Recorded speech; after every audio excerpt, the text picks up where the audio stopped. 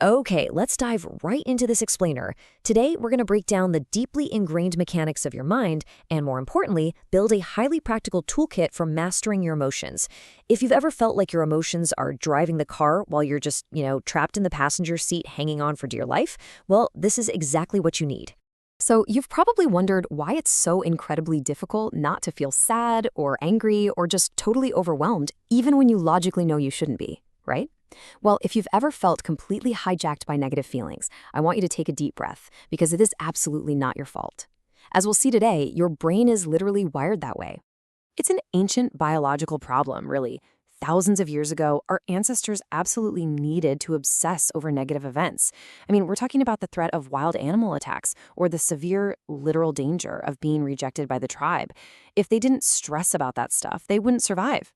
But today, that exact same survival mechanism triggers intense emotional distress over something completely mundane, like a boss scolding you or a friend taking way too long to text back.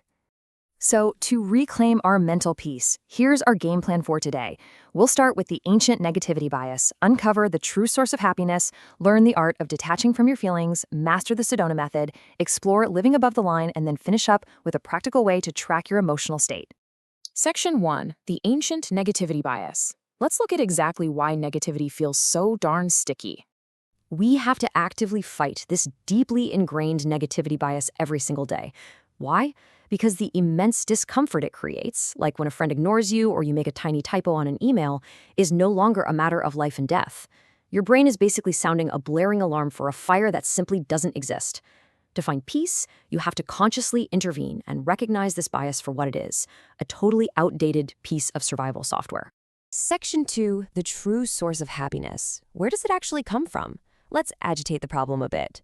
So, here's the crucial point. We often try to buy our way out of a bad mood, don't we? We chase that quick dopamine rush, buying a new phone, a fancy car, or just eating junk food. But this only leads to hedonic adaptation.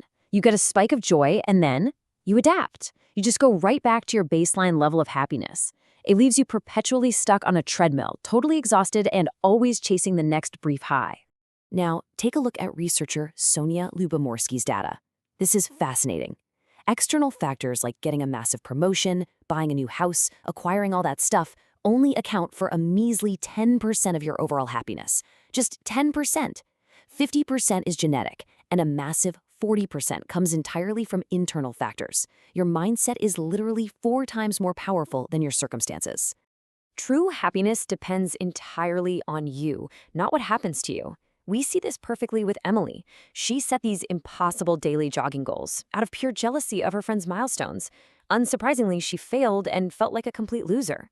Actually, scratch that. It wasn't until she shifted her internal expectations to realistic, achievable milestones that she actually boosted her confidence and found peace. It was an inside job. Section 3, detaching from your feelings. This is where we stop letting our emotions define who we are. Take Penny, for example. When our boss corrected her work for the 3rd time, she thought, I am stupid.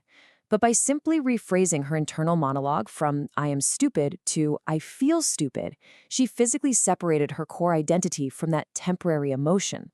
There's a massive, massive psychological difference between being something and merely experiencing something. I absolutely love this analogy. Just like Penelope waking up late, rushing through her morning and feeling incredibly frustrated, you have a choice. You can acknowledge that frustration, sure, but remind yourself that these feelings are just temporary outfits. You might be wearing frustration today, but it is not your permanent skin. You can always take it off. Detaching also means reframing those unhelpful assumptions we all make. For example, Katie heard a terrifying rumor about being laid off, but instead of spiraling, she detached from the panic. She turned it from a massive problem into an exciting opportunity to pursue her actual dream job. Or take Sophia, who realized getting mad over small mistakes didn't make her a loser, it just proved she was human. Let me tell you, reframing is a total superpower. Moving on to Section 4, Mastering the Sedona Method. This is a highly effective emotional release technique. Based on Hale Dwoskin's renowned work, the core idea here is that you absolutely cannot bottle up your emotions. If you bottle up anger, what happens? Your heart races, your palms sweat, your focus completely shatters. Instead, the Sedona method gives you 3 active choices. Consciously choose to let the emotion go, make space to simply let it be there, or actively welcome it without judgment, so you can just observe it.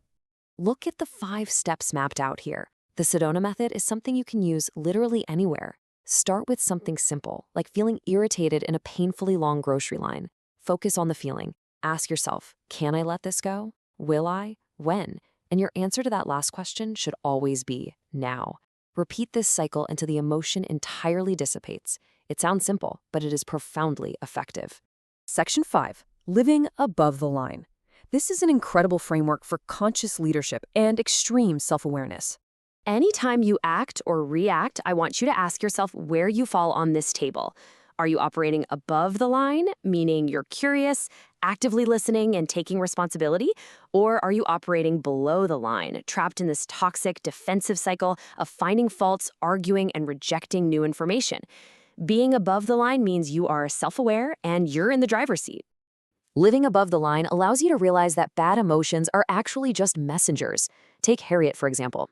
She used this level of self-awareness when she realized absolutely nothing in her life was making her happy.